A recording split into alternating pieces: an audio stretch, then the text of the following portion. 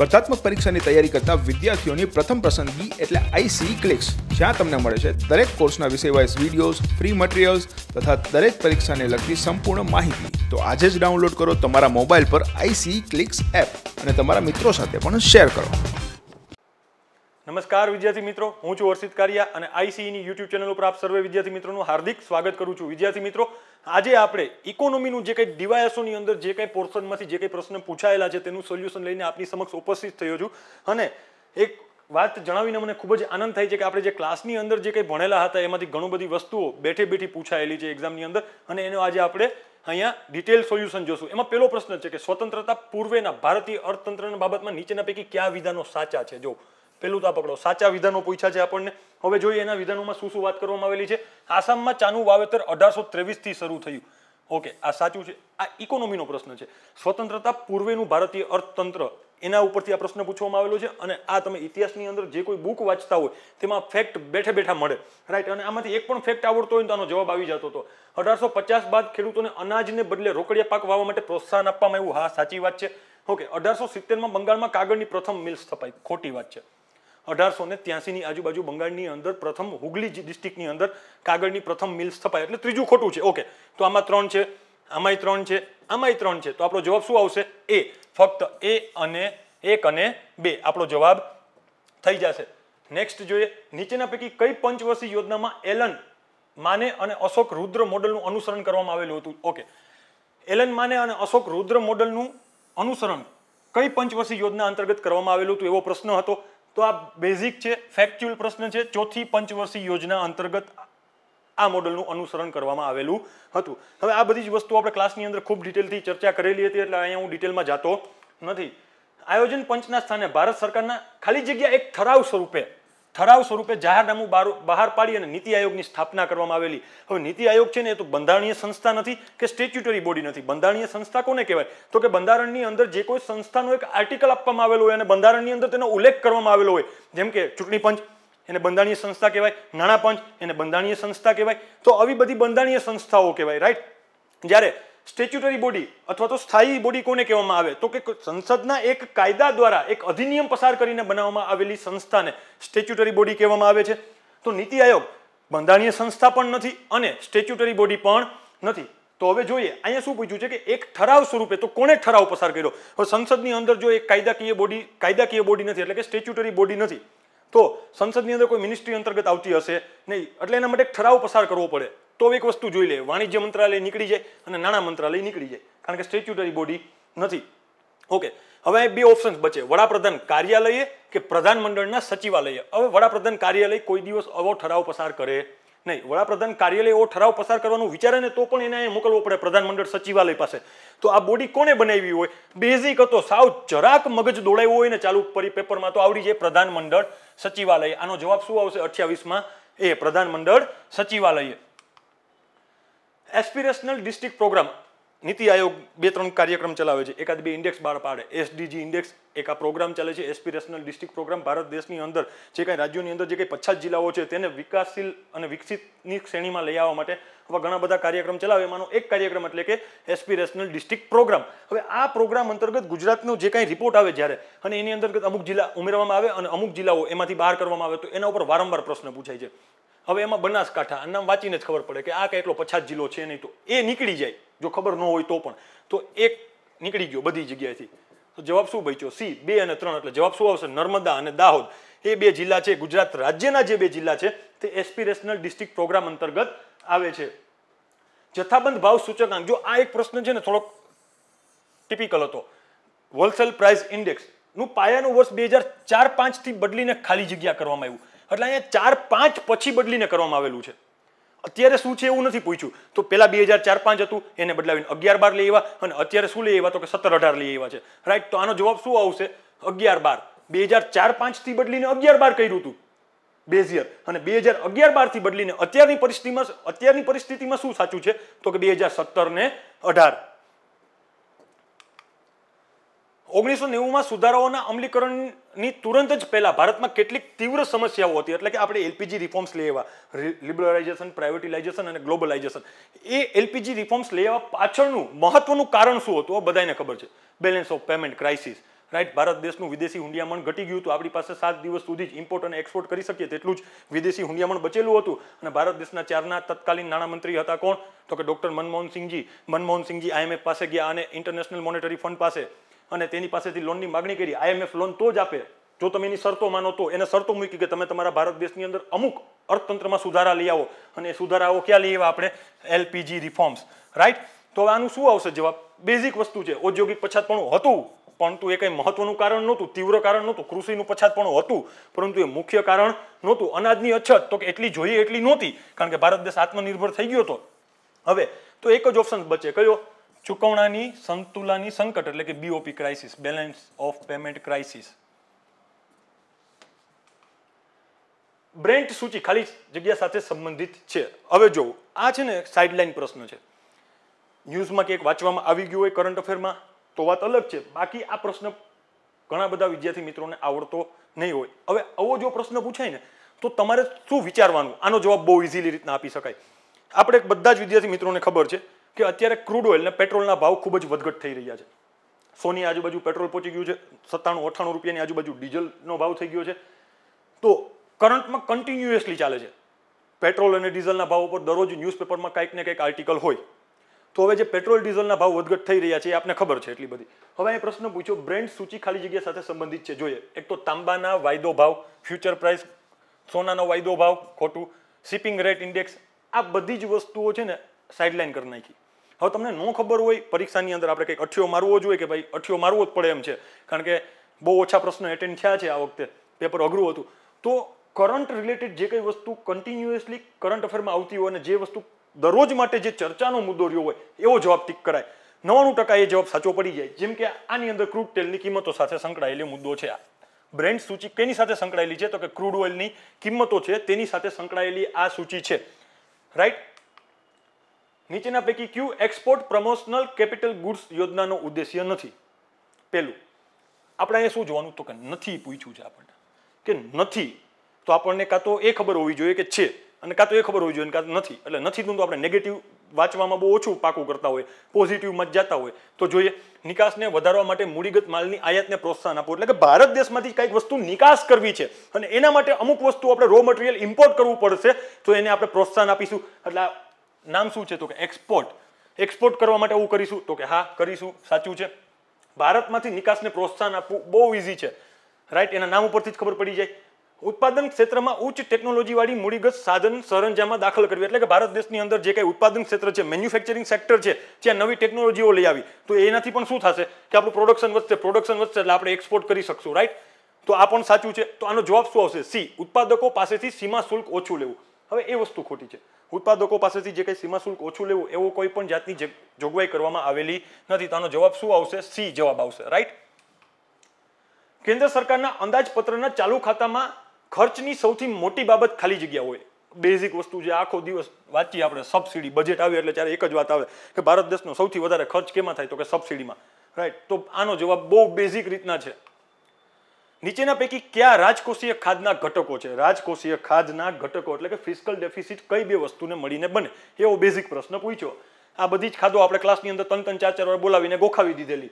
અંદાજપત્રીય ખાધ એટલે કે બજેટ ડેફિસિટ અને બજારમાંથી લીધેલું ઋણ, આ બંનેનું મિશ્રણ કરો એટલે શું બને? Fiscal deficit, right. Budget deficit plus borrowing.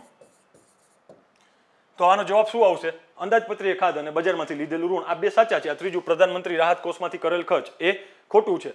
તો આનો જવાબ શું આવી જશે? એ 1 અને 2 બંને સાચા છે. વિજય કેલકર સમિતિનો અહેવાલ ખાલી જગ્યાને લગતો છે. વિજય કેલકર સમિતિ જે છે ને મિત્રો, એ ઘણી બધી બાબતો સાથે સંકળાયેલી છે, રાઈટ. એક તો PPP મોડેલ સાથે સંકળાયેલી છે, એક તો કર સુધારા માટે સંકળાયેલી છે, રાઈટ. તો આમાં બે ઓપ્શન્સમાંથી આપણને એક કર સુધારાઓ માટે આપેલો છે. તો આનો જવાબ શું આવશે? વિજય કેલકર સમિતિનો અહેવાલ ખાલી જગ્યાને લગતો છે, તો કે કર સુધારા સાથે. કેના સાથે? કર સુધારા સાથે સંકળાયેલો હતો. નીચે પૈકી કોનો મૂડી આવક કેપિટલ રિસીપ્ટમાં સમાવેશ થાય છે? હવે કેપિટલ રિસીપ્ટ વાળો BOP ક્રાઇસિસ એટલે જે બેલેન્સ ઓફ પેમેન્ટનું આખું એક સ્ટ્રક્ચર ભણીએ એના અંતર્ગત આખી બધી જ બાબતો આપણે ડિટેલથી જોઈ ગયા હોય કે વિઝિબલ ગુડ, ઇનવિઝિબલ ગુડ, બધી જ બાબતો જોઈ ગયા હોય. એમાં કેપિટલ રિસીપ્ટમાં કઈ બાબતોનો સમાવેશ કરવામાં આવેલો છે તેની વાત કરવામાં આવેલી છે. તો કે દેશના બજારમાંથી મેળવેલી લોન, વિદેશમાંથી મેળવેલી લોન, રાજ્ય સરકારોને આપેલી લોનની આવેલી વસૂલાત. આ ત્રણ બાબતો આવશે. જો દેશના બજારમાંથી મેળવેલી લોન એટલે કે ઇન્ટરનલ માર્કેટમાંથી ગવર્મેન્ટ જે કંઈ બોરોવિંગ કરે તેને કહેવાય. અને આ ન કરવું જોઈએ, કારણ કે ક્રાઉડિંગ આઉટ ઇફેક્ટ આવી જાય, રાઈટ. વિદેશમાંથી મેળવેલી લોન આ એક સારી બાબત છે. રાજ્ય સરકારોને આપેલી લોનમાંથી આવેલી વસૂલાત એટલે કે કેન્દ્ર સરકાર યુપી સરકારને ગુજરાત સરકારને કઈ લોન આપે અને લોનના સ્વરૂપે જે કઈ રિટર્ન આવે અથવા તો વ્યાજ આવે અથવા તો લોનના પૈસા પાછા આવે, તો આ બધી જ બાબતો કેપિટલ રિસીપ્ટમાં સમાવેશ કરવામાં આવે છે. તો આનો જવાબ શું આવશે? 1, 2 અને 3 ત્રણ સાચા છે એટલે કે ડી જવાબ આવશે. શું આવશે? ડી. 1, 2 અને 3. નીચેના પૈકી કઈ બાબત રઘુરામ રાજન સમિતિનો વિષય હતી? રઘુનાથ રાજન સમિતિનો વિષય નીચેનામાંથી કઈ બાબત હતી? તો આ બહુ બેઝિક પ્રશ્ન છે. નાણાકીય ક્ષેત્રમાં સુધાર માટે, ફાઇનાન્શિયલ સેક્ટરમાં રિફોર્મ્સ લઈ આવવા માટે રઘુનાથ રાજન સમિતિ બનાવવામાં આવેલી હતી. સોરી, અહીંયા થોડુંક બ્લર થઈ ગયું છે. રાજકોષીય ખાધમાંથી વ્યાજની જવાબદારીઓ બાદ કર્યા પછી બાકી રહેતી ખાધને શું કહેવાય? આ બીજો પ્રશ્ન એવો ડેફિસિટમાંથી, ખાધ અને સહાયમાંથી, રાઈટ. રાજકોષીય ખાધ જે છે એટલે કે ફિસ્કલ ડેફિસિટ કોને કહેવાય? તો કે બજેટરી ડેફિસિટ પ્લસ બોરોવિંગ. તો આ બંનેને ભેગું કરો એટલે ફિસ્કલ ડેફિસિટ બને. ઓકે, એમાંથી જે વ્યાજ હોય એને બાદ કરી નાખીએ એટલે કે માઇનસ ઇન્ટરેસ્ટ પેમેન્ટ એ બાદ કરીએ તો ઇઝ ઇક્વલ ટુ શું મળે? તો કે પ્રાથમિક ખાધ, પ્રાઇમરી ડેફિસિટ મળે. બહુ બેઝિક કન્સેપ્ટ પૂછી લીધા છે આ વખતે, બહુ સહેલું પેપર હતું. મૂલ્યવર્ધિત કર વેટ સૌપ્રથમ ક્યાં દાખલ કરવામાં આવેલું? હવે આ ફેક્ચ્યુઅલ પ્રશ્ન છે, વાંચવામાં આવ્યો હોય તો આવડે, આમાં કઈ તર્ક લોજિક લાગે નહીં. તો શું આવે? ફ્રાન્સ. ડી. ફ્રાન્સે 1950ની આજુબાજુના સમયમાં વિશ્વની અંદર એવો પ્રથમ દેશ બન્યો કે જેને વેલ્યુ એડેડ ટેક્સ એટલે કે જેમ જેમ વસ્તુની અંદર મૂલ્યવર્ધિત થતું જાય તેમ તેમ એટલો જ કર એના ઉપર લાગતો જાય તેને કહેવાય વેલ્યુ એડેડ ટેક્સ. સંરક્ષણ, વ્યાજની ચૂકવણી, કાયદો અને વ્યવસ્થાની જાળવણી માટે જાહેર વહીવટને લગતા ખર્ચને ખાલી જગ્યા ખર્ચ તરીકે ગણવામાં આવે છે. ઓકે, હવે આ પ્રશ્ન એવો છે કે તમને કંઈ આવડતું નથી છતાંય તમે ઓપ્શન્સ વાંચો. એક ઓપ્શન્સ આપણે જોઈએ. ઉત્પાદક, બરાબર. બીજું છે બિન ઉત્પાદક. સી છે વિકાસ લગત અને ચોથું ડી છે પ્રગતિશીલ કરવેરા. હવે આ તો કરવેરાની પદ્ધતિ થઈ ગઈ એટલે આ ડી ઓપ્શન્સ તો નીકળી જ જાય, રાઈટ. વિકાસ લગત, હવે જો વ્યાજની ચૂકવણી કરવાથી એમાંથી ભારત દેશમાં કઈ વિકાસ થશે? નહીં થાય, રાઈટ. કાયદો અને વ્યવસ્થાની જાળવણી માટે પોલીસોને કઈ 4 વ્હીલ લઈ દીધી, એને હથિયાર આપી દીધા, એને વર્દી સીવડાવી દીધી, એનો પગાર આપી, એનાથી વિકાસ થાય? તો કે ન થાય. એટલે સી પણ નીકળી ગયો. હવે બચ્યો એ અને બી. ઓકે, હવે આપણે જોઈએ સંરક્ષણ એટલે કે ડિફેન્સમાં કઈ ખર્ચ કરવામાં આવે, વ્યાજની ચૂકવણી કરવામાં આવે અને કાયદો અને વ્યવસ્થાની જાળવણી માટે ઉત્પાદક થયું એમાં કાંઈ ન મળ્યું ને. ગવર્મેન્ટને રિટર્નમાં શું મળ્યું? કાંઈ જ નહીં. જે ખર્ચો થઈ ગયો એ થઈ ગયો. એનાથી આગળ જતા ભવિષ્યની અંદર કેન્દ્ર સરકારને કોઈ પણ વસ્તુનું રિટર્ન મળવાનું નથી. કેન્દ્ર સરકાર એક બ્રિજ બનાવે, બરાબર, તો એને ઉત્પાદકમાં ગણી શકાય. શું કામ? કારણ કે એ બ્રિજ ઉપર એક ટોલ નાકું નાખી દેવામાં આવશે અને ટોલ નાકામાંથી કંઈક સરકારને આવક થશે અથવા તો રોડનો જે કંઈ ટેક્સ હશે એ વધારી નાખવામાં આવશે તો એ ઉત્પાદકમાં આવ્યું. પરંતુ આ તો બિન ઉત્પાદક ખર્ચ થયો. શબ્દની ખાલી વ્યાખ્યા છૂટી પાડો ને તોય જવાબ આવી જાય એનો કે બિન ઉત્પાદક ખર્ચ છે. સંરક્ષણની અંદર આપણે જે આર્મી, નેવી, એરફોર્સના જે કંઈ જવાનો છે તેમને આપણે કંઈક બુલેટ પ્રૂફ જેકેટ લઈ દીધા, એકાદ 2 હેલિકોપ્ટર લઈ દીધા, 2 ફાઇટર પ્લેન લઈ દીધા, તો બિન ઉત્પાદક ખર્ચ થઈ ગયો, રાઈટ. 5000 કરોડનો દારૂગોળો લીધો, એ 5000 કરોડનો દારૂગોળો આપણે ભારત અને પાકિસ્તાનનું યુદ્ધ થયું આપણે વાપરી નાખ્યો, તો એમાંથી ગવર્મેન્ટને કંઈ ઇન્કમ ન થઈ. હા, દેશનું રક્ષણ થયું, ખર્ચો કરવો જોઈએ, હું એનો વિરોધ નથી કરતો, પરંતુ એનાથી કંઈ પણ ઉત્પાદન ન થયું. તો આ બધી કઈ વસ્તુ થઈ? તો કે બિન ઉત્પાદક ખર્ચમાં એને ગણવામાં આવશે. 1 વર્ષ કે તેથી ઓછા સમયની પરિપક્વતા ધરાવતા સરકારના દેવાની જવાબદારીઓ ખાલી જગ્યા કહે છે. હવે 1 વર્ષ કે તેથી ઓછા સમયની પરિપક્વતા એટલે કે મેચ્યોરિટી ધરાવતી સરકારના દેવાની જવાબદારીઓ કોને કહેવાય? હવે જો કોમર્શિયલ પેપર, કોમર્શિયલ ડિપોઝિટ ને ડિપોઝિટનું પ્રમાણપત્ર, આ ત્રણેય વસ્તુ છે ને કોમર્શિયલ શબ્દ સાથે જોડાયેલી છે, તો ત્રણ નીકળી જાય. એટલે આનો જવાબ શું આવશે? તિજોરી બિલ અથવા તો ટ્રેઝરી બિલ, ટી બિલ જેને શોર્ટમાં કહેવાય. નીચેના પૈકી કયો કર આયાત ઉપર લાગશે? એટલે કે નીચેનામાંથી કયો કર એવો છે કે જે આયાત ઉપર લાગશે? હવે જો જીએસટી ભણ્યા હોય ને એટલે CGST એટલે સેન્ટ્રલ ગવર્મેન્ટનો ટેક્સ છે, SGST એટલે સ્ટેટ ગવર્મેન્ટનો ટેક્સ છે. આ બે વસ્તુ આરામથી નીકળી જાય કારણ કે ઇમ્પોર્ટમાં આ બેમાંથી કોઈ ન લાગે. તો હવે આમાં બચે આપણી પાસે C અને D, કાં તો IGST આવશે ને કાં તો ઉપરોક્ત પૈકી કોઈ નહીં, એવો જવાબ આવશે. હવે આપણે અમુક બાબતોમાં જીએસટીની અંતર્ગત આપણે કઈ સર્વિસ ઇમ્પોર્ટ કરતા હોય તો એના ઉપર IGST લગાડવાની વાત કરવામાં આવેલી છે, રાઈટ. અને ડાયરેક્ટ ટેક્સની અંદર ગૂગલ લેવી ટેક્સ જેવો લગાવેલો છે, જેને ગૂગલ ટેક્સ તરીકે પણ નામ આપવામાં આવેલું છે. તો કાં તો D આવશે ને કાં તો C આવશે. હવે આપને પ્રોબ્લેમ એવો થાય આ પ્રશ્નમાં કે આમાં જવાબ શું આપવો? હવે અહીં ઇનડાયરેક્ટ ટેક્સ કે ડાયરેક્ટ ટેક્સ એવો કોઈ ચોખવટ કરવામાં આવેલી નથી, તો આમાં ઓપ્શન્સ પ્રમાણે આપણે જઈએ તો C જવાબ સાચો થઈ જાય. IGST લગાડવામાં આવે છે, બરાબર. ઇન્ટિગ્રેટેડ GST જેને કહેવામાં આવે છે. GST હેઠળ SAC એટલે શું? રાઈટ, તો આનું ફૂલ ફોર્મ પૂછ્યું SSE, સર્વિસીસ એકાઉન્ટિંગ કોડ. હવે આ તો આપણે ફેક્ચ્યુઅલ ડેટા છે, જો કે વાંચવામાં આવ્યો હોય તો જ આનો જવાબ આવડે. આગળ જોઈએ, રિઝર્વ બેંક ઓફ ઇન્ડિયા ઉપર પ્રતિબંધો બાબતે નીચેના પૈકી કયા વિધાનો સાચા છે. હવે અહીં તમે જોજો, પ્રતિબંધો પૂછ્યા છે ને વિધાનો સાચા પૂછ્યા છે, એટલે કે નેગેટિવ, એટલે કે રિઝર્વ બેંક ઓફ ઇન્ડિયા એવા કયા કાર્યો ન કરી શકે એવું આપણે પૂછ્યું છે. તો જોઈએ એક એક, તે વાણિજ્યિક બેંકો સાથે હરીફાઈ કરી શકશે નહીં. સાચી બાબત છે, તે વાણિજ્યિક બેંકો સાથે હરીફાઈ ન કરી શકે રિઝર્વ બેંક ઓફ ઇન્ડિયા. એનું રેગ્યુલેશન કરશે, એનું મેનેજમેન્ટ કરશે, પરંતુ તેની સાથે હરીફાઈ કરી શકશે નહીં. આગળ જોઈએ બીજું સ્ટેટમેન્ટ શું પૂછે, તે થાપણો ઉપર વ્યાજ ચૂકવશે નહીં. આ સ્ટેટમેન્ટ ખોટું છે. RBI reserve bank of India થાપણો ઉપર વ્યાજ ચૂકવે, રાઈટ, તો આ સ્ટેટમેન્ટ કેવું થઈ જાય, ખોટું. તો આપણે જોઈએ બીજું ખોટું છે, તો ઓપ્શન્સમાંથી બે જેવા કંઈ હોય એને એલિમેન્ટ કરો.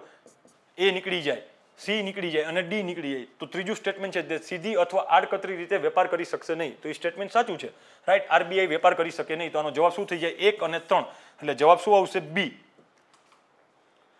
IRDA નિયમો હેઠળ રિન્યુઅલ માટે પોલિસી સમાપ્ત થયાની તારીખ બાદ કેટલા સમય ગ્રેસ પીરિયડ તરીકે આવે છે. હવે 30 દિવસ. તમે IRDAની પોલિસી લીધી હોય અને એને રિન્યુઅલ કરાવી હોય તો એના માટેનો તમને સમય આપવામાં આવે કે 10 દિવસ 15 દિવસ, તેવો તમને ઓપ્શન્સમાં આપવામાં આવેલું છે. 10 દિવસ, 30 દિવસ, 45 દિવસ કે 15 દિવસ. તો મેજોરિટી 30 દિવસનો સમય રહી છે. સહકારી બેંકોમાં non resident external deposit NRE ખાતામાં મૂકેલી થાપણો બાબતે નીચેના પૈકી કયા વિધાનો સાચું છે. આ થોડોક પ્રશ્ન ટફ હતો, કારણ કે આ સાઇડલાઇન પ્રશ્ન હતો. કરંટમાં આવી ગયો હોય તો વાત અલગ છે, બાકી આવી બધી જ બાબતોમાં કોઈ ડિટેલમાં ન જાય. એમાં પાછો પ્રશ્ન પૂછ્યો સહકારી બેંકોમાં. તો જોઈએ, NRE થાપણો ઉપર મળતા વ્યાજનો દર સ્થાનિક થાપણો ઉપર મળતા વ્યાજના દર કરતાં વધુ હોઈ શકે, ક્યારે અને કદી પણ ન હોય, રાઈટ. NRE એટલે કે નોન રેસિડેન્ટલ એક્સટર્નલ ડિપોઝિટ, એટલે કે ઇન્ડિયાની અંદર જે ન રહેતા હોય તેવા વ્યક્તિઓ, રાઈટ. તો એવા વ્યક્તિઓ જ્યારે સહકારી બેંકની અંદર એકાઉન્ટ ખોલાવે, એની અંદર જે કંઈ પૈસા મૂકે, FD RD કરે, રાઈટ, તો એના માટે જે કંઈ પૈસા મૂકવામાં આવે એમાં જે વ્યાજ દર આપવામાં આવે છે તે ભારત દેશના નાગરિક દ્વારા મૂકવામાં આવેલા પૈસા ઉપર જે કંઈ વ્યાજ દર આપવામાં આવે છે તેના કરતાં વધારે હોય છે. એવું ક્યારે અને કદી પણ હોય નહીં. ઓકે, બીજું જોઈએ, NRE થાપણો ઉપર મળતા વ્યાજનો દર સ્થાનિક થાપણો ઉપર મળતા વ્યાજના દર કરતાં વધુ ન હોવો જોઈએ. આ સાચી વાત છે કે ભાઈ ભારત દેશના નાગરિકે જે કાંઈ fix deposit, recurring deposit, FD RDમાં જે કંઈ પૈસા મૂકેલા છે એના ઉપર એને જે કંઈ 6%, 7% જે કંઈ વ્યાજ આપવામાં આવે છે, અને વિદેશની અંદર રહેતા ભારતીય નાગરિક જ છે, નાગરિક તો ભારતનો જ છે, પરંતુ NRI 162 દિવસ કે તેથી વધારે એવો કંઈક નિયમ છે, 365 દિવસમાંથી 50% કે તેથી વધારે દિવસો સુધી તે વ્યક્તિ ભારત દેશની બહાર રહ્યો હોય તો એવા વ્યક્તિને NRI ગણવામાં આવશે. Non residential Indian. ઇન્કમ ટેક્સની જે કંઈ કાયદો છે એના અંતર્ગત આ ચર્ચા કરવામાં આવેલી છે. તો એવા વ્યક્તિ જે હોય એ કોઓપરેટિવ બેંકની અંદર એકાઉન્ટ ખોલાવી અને એમાં પૈસા જમા કરાવે, FD RD કરાવડાવે, ફિક્સ ડિપોઝિટ કરાવડાવે, રિકરિંગ ડિપોઝિટ કરાવડાવે, તો અને એના ઉપર જે કંઈ વ્યાજ દર હોય એ ભારતીય નાગરિકને મળતા વ્યાજ દર કરતાં ઓછો હશે અથવા તો એની સમાન હશે. તો એ સ્ટેટમેન્ટ કેવું થયું, સાચું થયું.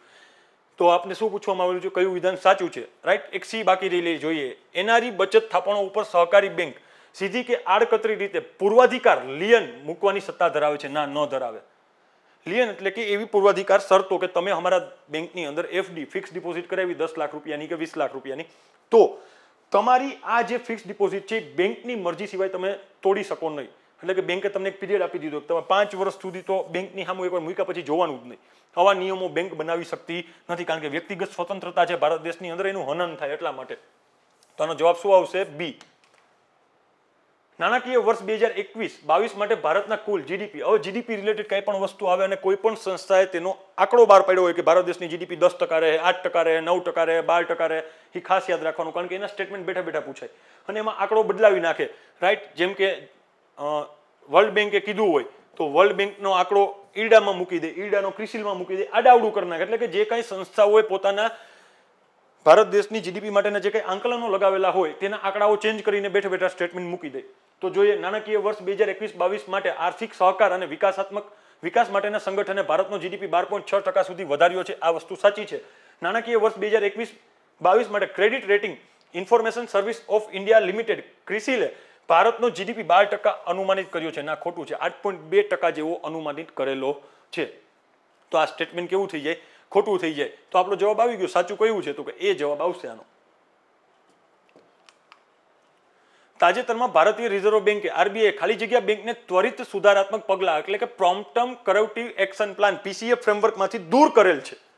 પીસીએ ફ્રેમવર્ક આરબીઆઈ ચલાવે કે કોઈ પણ બેંક હોય નફો ન કરતી હોય, નુકસાની કરતી હોય, એનપીએ નું વર્ડન વધી જતું હોય અને ભારત દેશની અંદર બધી જ બેંકો પબ્લિકના પૈસા જ વાપરે છે, તો આ પબ્લિકના જે પૈસા એની અંદર જમા કરવામાં આવેલા છે FD, RD, current account, saving એકાઉન્ટમાં, તો એના ઉપર લાયબિલિટી વધી જાય અને ફાયર ફાઇટિંગના સમયમાં એ બેંક પાસે જે કંઈ વ્યક્તિઓ પોતાના પૈસા પાછા લેવા આવે, ઉપાડવા આવે અને બેંક પાસે પૈસા ન બચે તો આરબીઆઈ એક ફ્રેમવર્ક લઈ આવ્યા, પીસીએ ફ્રેમવર્ક. એના અંતર્ગત આરબીઆઈ ઘણી બધી બેંકોને પોતાની બેંકો જે હોય આવી નુકસાની કરતી હોય તેને આ ફ્રેમવર્ક અંતર્ગત એડ કરી દે છે અને પીસીએ ફ્રેમવર્ક અંતર્ગત આવી બેંકોની નવી બ્રાન્ચ ખોલવાની મનાઈ કરી દેવામાં આવે કે ભાઈ તમારી નવી બ્રાન્ચ ખોલવી છે સિટીમાં તો નહીં ખોલવાની. લોન જે આપવાની છે એ લોનના ક્રાઇટેરિયા ફિક્સ કરી નાખે કે તમારે કોઈ પણ વ્યક્તિને 5 લાખથી તેથી વધારે લોન આપવાની નહીં.